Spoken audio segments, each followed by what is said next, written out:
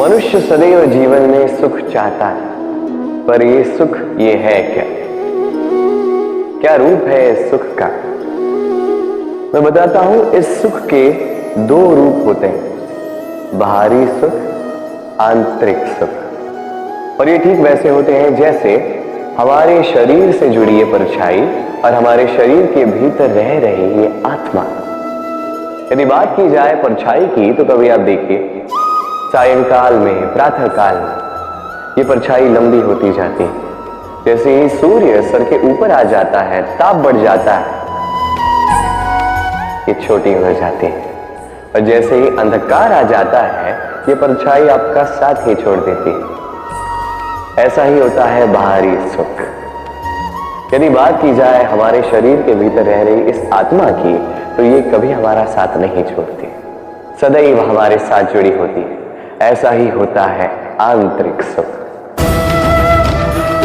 ये सदैव हमारे साथ रहता है।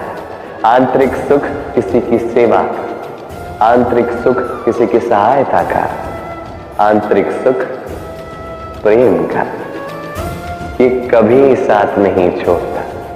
वही बाहरी सुख, जब तक आपके पास संपन्नता है, कुछ लोग हैं, कुछ सुविधाएं हैं, ये बाहरी सुख आपके साथ रहेगा।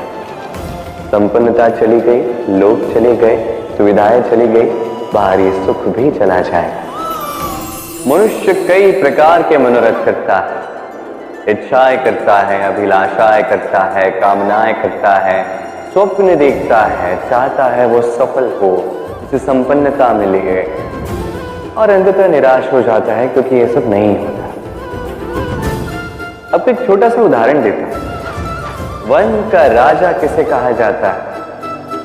सिंह। अब सिंह वन का राजा है, इसलिए मृग उसके पास आकर ये तो नहीं कहता कि आप तो वन के राजा हैं, आप मुझे मार दीजिए, आप मुझे खा जाइए और अपनी भूख को मिटा दीजिए। ऐसा तो नहीं होता। भले ही सिंह वन का राजा हो, उसे भी परिश्रम करना पड़ता है, तब जाके उसकी भूख मिटती है। ऐसे ही आपके सारे स्वप्न, आपकी सारी इच्छाएं, आपकी सारी अभिलाषाएं, सारी आकांक्षाएं पूर्ण होंगी, अवश्य होंगी, परिश्रम से,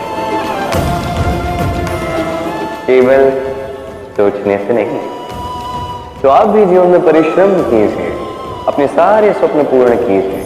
क्या आप कभी किसी ऊंचे पर्वत के शिखर तक पहुंचे? यदि आप पहुंचे हैं या यदि आप किसी ऊंचे पर्वत पर जाएंगे, तो ध्यान से देखिए, जैसे जैसे आप ऊपर जाते हैं, वैसे वैसे सर्वप्रथम सारी वनस्पतियां लुप्त होने लगती, तत्पश्चात सारे पेड़ पौधे, पशु पक्षी सभी लुप्त होने लगते हैं। अंततः शिखर पर रह जाती है केवल शांति, एकांत। अब मनुष्य के साथ भी यही होता है। मनुष्य जब आत्मविकास की ओर बढ़ने लगता है, अपने जीवन के शिखर पर पहुंचना चाहता है, तब उसे एकांत की आवश्यकता होती है और उसे साथ छोड़ना ही होता है अपनी सुख सुविधाओं का, अपनी संपत्ति का, अपनी समृद्धि का, अपनी सुंदरता का।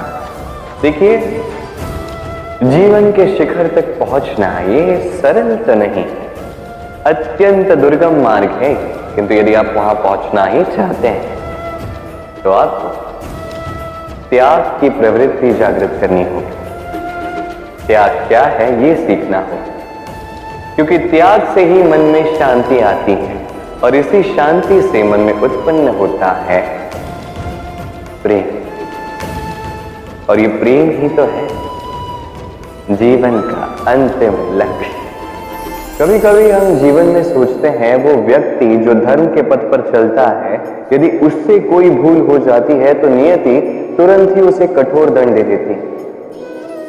परंतु वो लोग जो संसार के बड़े से बड़े अधर्मी हैं, बुरे से बुरे कर्म करते हैं, उन्हें नियति अनेक अवसर देती है।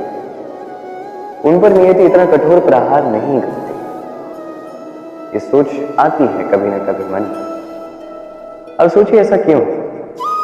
देखिए, जीवन को अधिकतर लोग एक ही पहलू से देखते हैं, हर पहलू से देखना चाहिए।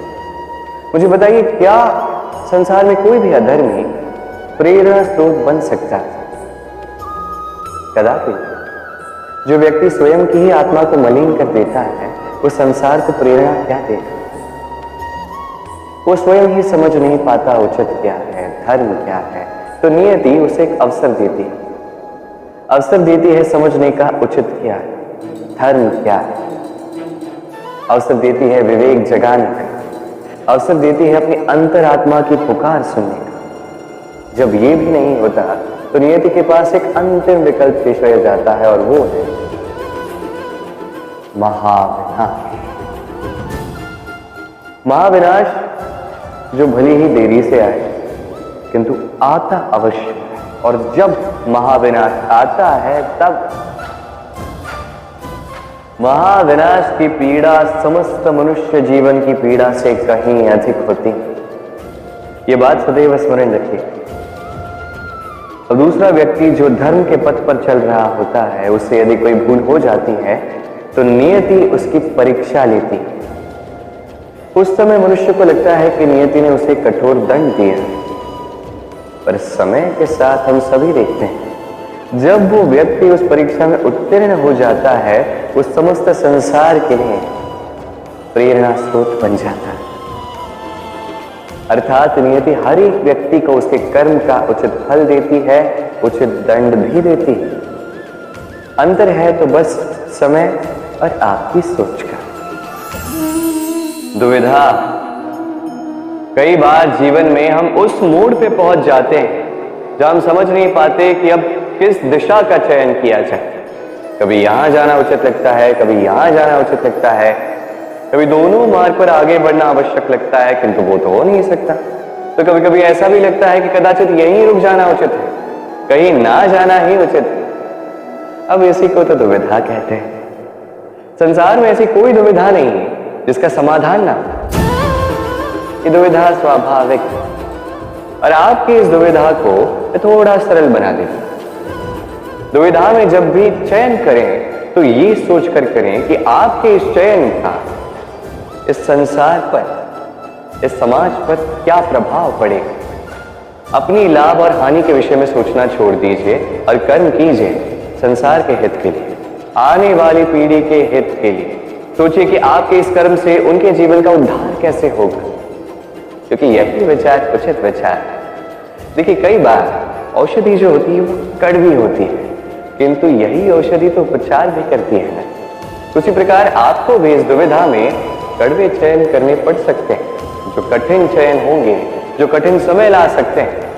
किंतु यदि ये चयन धर्म संगत है, यदि इसे संसार का हित होगा, तो यही चयन उचित चयन है।